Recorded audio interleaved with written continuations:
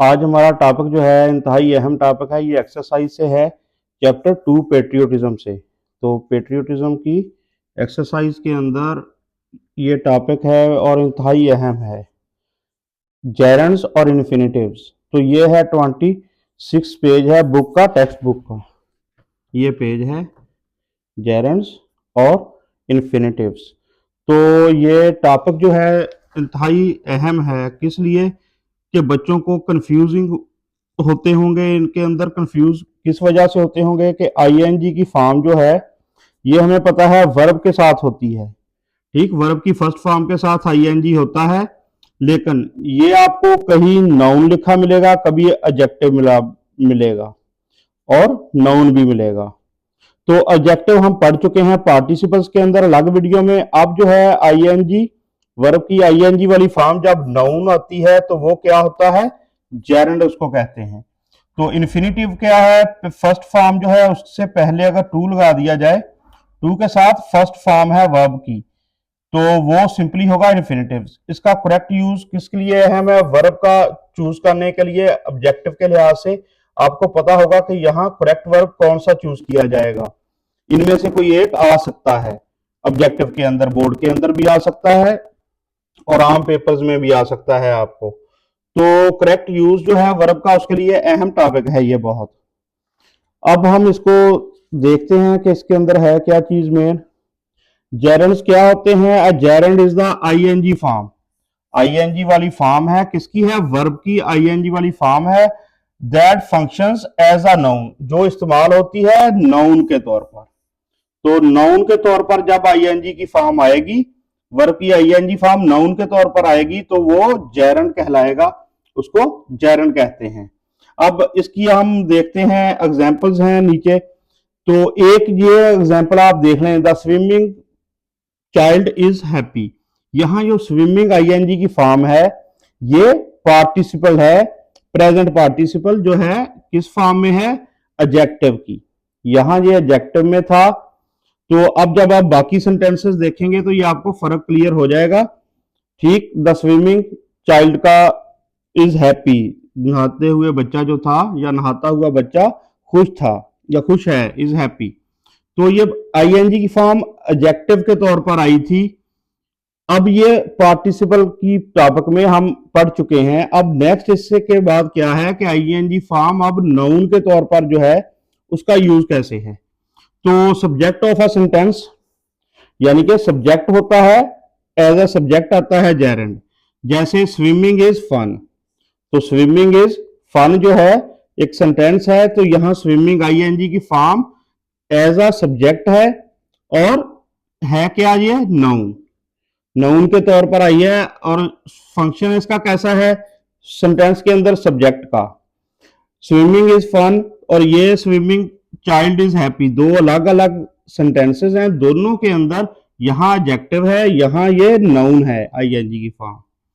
Reading, पढ़ना, helps you learn English. Reading जो है आपको हेल्प करती है लर्न इंग्लिश, इंग्लिश सीखने में। तो दोनों सेंटेंसेस के अंदर आप अगर देखें तो सब्जेक्ट जो है दोनों जगह आईएनजी की फॉर्म, आईएनजी की फॉर्म कैसे है, subject of a sentence, sentence के सब्जेक्ट के तौर पर आई है। और जेरंड जो है ये आईएनजी की फॉर्म जब नाउन हो तो जेरंड होता है। अब दूसरा इसका यूज कैसे है, ऑब्जेक्ट ऑफ अ वर्ब, किसी भी वर्ब का ऑब्जेक्ट, यानी कि इसका मतलब है आईएनजी की फॉर्म के पीछे भी एक वर्ब होगा। ये देखिए आईएनजी की फॉर्म, इससे पीछे वर्ब है, आईएनजी की फॉर्म इसके पीछे वर्ब है, यहां आईएनजी की फॉर्म इसके पीछे वर्ब है, आईएनजी की फॉर्म, ठीक, यानी कि जेरंड, और इससे पीछे क्या है, वर्ब ये एक। ठीक, तो as object of a verb, यानी कि किसी वर्ब का ऑब्जेक्ट के तौर पर ये जेरंड यूज होता है। He enjoys reading, I enjoy reading, they avoided talking about it, उन्होंने इस बारे में बात करने से परहेज किया। She suggested going to the park, उसने पार्क जाने की तजवीज पेश की।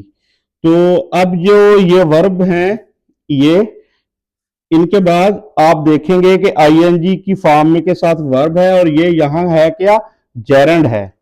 तो एक अगर फर्क आपको पता होना चाहिए, ही के साथ वर्ब की फर्स्ट फॉर्म के साथ एस लगा है, यहां आई है तो यहां नहीं लगा, वर्ब की फर्स्ट फॉर्म के साथ एस नहीं लगा। तो ये फर्क जो है प्रेजेंट इंडेफिनिट का एस ई एस कहां लगेगा वर्ब के साथ, ये डिफरेंस आपको पता होगा फर्स्ट टेंस का।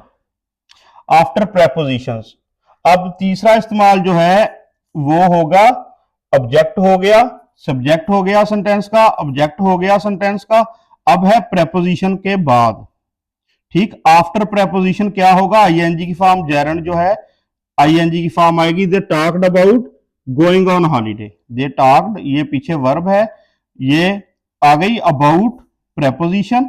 अब प्रेपोजिशन के बाद जो है वो क्या लगाया है उसने, आईएनजी वाली फॉर्म लगाई है, जेरंड लगाया है, इन्फिनिटिव नहीं है यहां। Going on holiday, he left without saying, तो ये विदाउट प्रेपोजिशन है, इसके बाद आईएनजी की फॉर्म है, दोनों जगह प्रेपोजिशन के बाद आईएनजी की form. He is interested in painting, तो यहां आईएनजी की फॉर्म जो है इन प्रेपोजिशन के बाद है। तो आफ्टर प्रेपोजिशन कौन सी फॉर्म आएगी, जेरंड आएगा, आईएनजी वाली फॉर्म होती है। तो आफ्टर सर्टन वर्ब्स, कुछ वर्ब स्पेशल हैं जिनके साथ क्या आएगा, आईएनजी की फॉर्म आएगी, इनके आमतौर पर इनके साथ आईएनजी फॉर्म होगी, टू प्लस फर्स्ट फॉर्म वाला इन्फिनिटिव यूज नहीं होगा। ही सजेस्टेड मीटिंग अर्लियर, तो ये सजेस्ट जो है वर्ब है, इसके बाद कौन सी फॉर्म है, आईएनजी वाली, जेरंड जो है वो यूज हुआ है।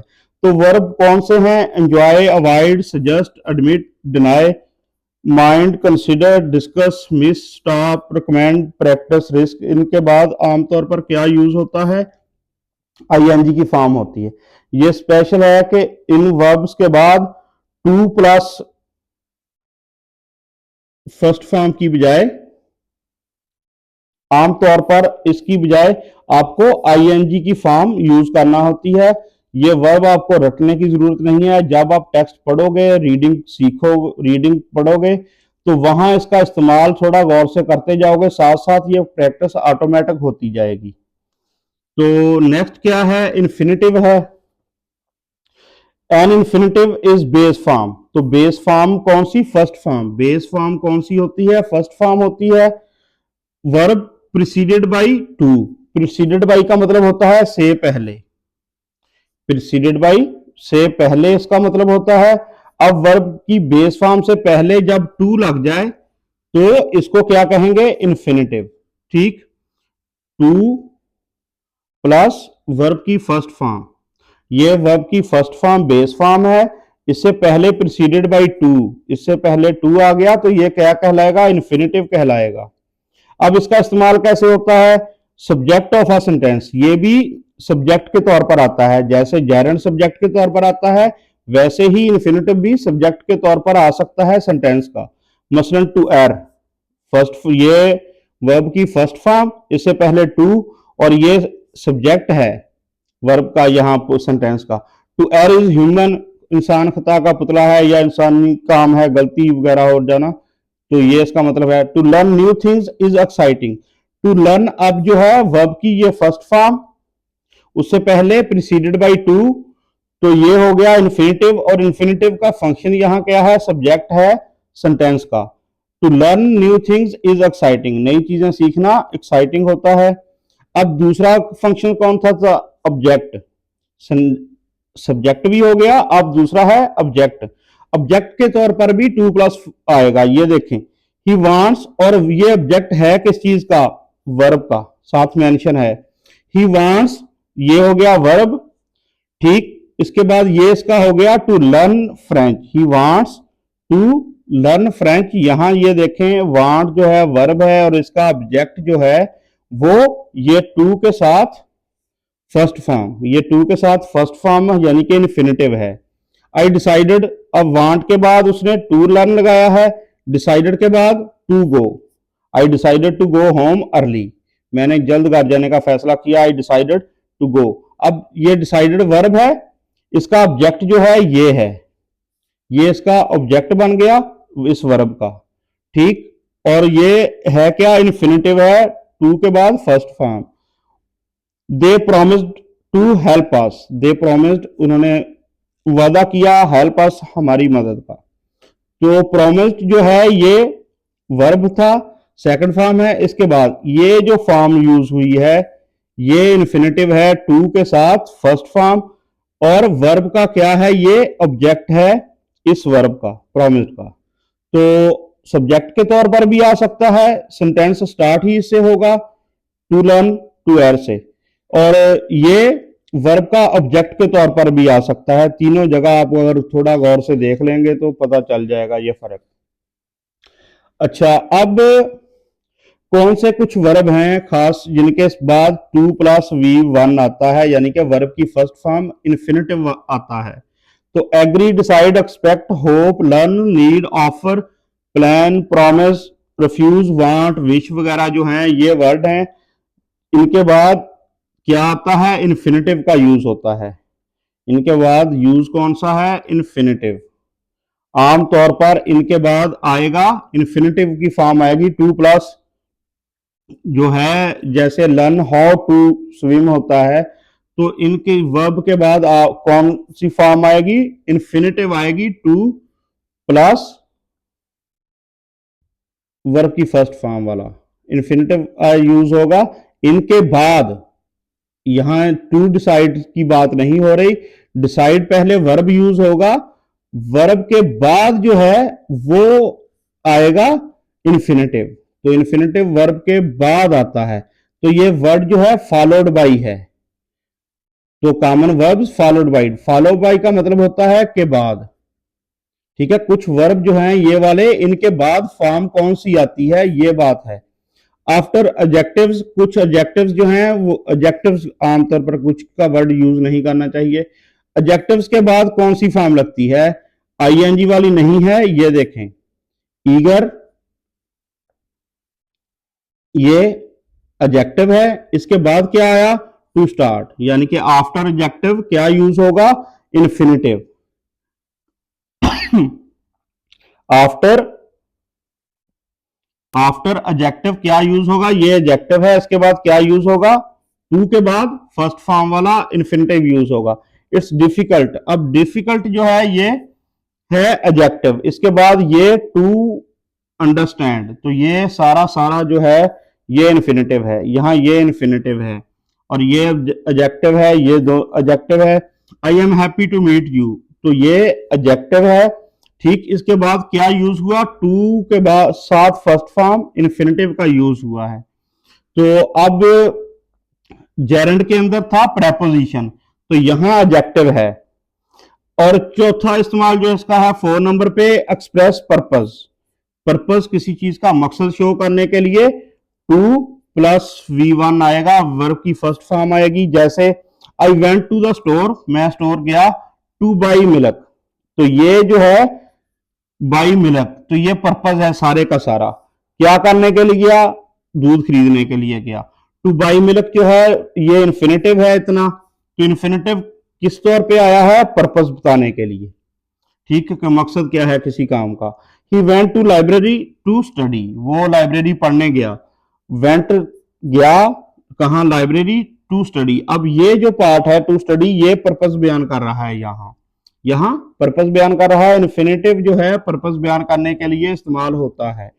He called me to ask for help, to ask, ठीक, फॉर हेल्प, उसने मुझे कॉल किया, बुलाया, टू आस्क फॉर हेल्प, मदद के लिए पूछा, या कह सकते हैं बुलाया, आस्क मदद के लिए पूछना, टू आस्क पूछना होता है, तो हेल्प के लिए पूछना, उसके लिए उसने मुझे बुलाया। तो ये इसका पर्पस जो है कॉल करने का, कॉल का पर्पस क्या है, आस्क, पूछना हेल्प के लिए। ठीक, तो यहां जो है ये देखें पर्पस बयान कर रहा है टू आस्क, तो ये टू के बाद फर्स्ट फॉर्म, ये इन्फिनेटिव हो गया। तो सेंटेंसेस थोड़ा सा गौर से देखेंगे तो पर्पस आपको इनमें नजर आ जाएगा। अब जो है जेरेंड और इन्फिनेटिव के अभी जो हमने पढ़े हैं पॉइंट्स, वो कौन से हैं। सो ये जेरेंड जो है आईएनजी की फॉर्म आती है सब्जेक्ट के तौर पर सेंटेंस के, ठीक है, ये भी आती है। ठीक, जैसे टू एर इज ह्यूमन था, यहां स्विमिंग इज फन था, तो ऑब्जेक्ट हो गया, object of verb, object of verb दोनों आते हैं, आईएनजी की फॉर्म भी आएगी और ये वर्ब कौन सा है उस लिहाज से ये वर्ब के बुनियाद पर आएगी कि इसके बाद कौन सी फॉर्म यूज होती है। आमतौर पर यहाँ वर्ब जो जैसा वर्ब होगा उसके बाद देखा जाएगा कि ये टू प्लस वर्ब की फर्स्ट फॉर्म आएगी या आईएनजी वाली फॉर्म नाउन के तौर पर जब जेरेंड होगी तब ये आएगी। प्रेपोजिशन के बाद ठीक एक वर्ब है, फिर प्रेपोजिशन है, ठीक बाद में कौन सी फॉर्म लगेगी, आईएनजी वाली यूज होगी।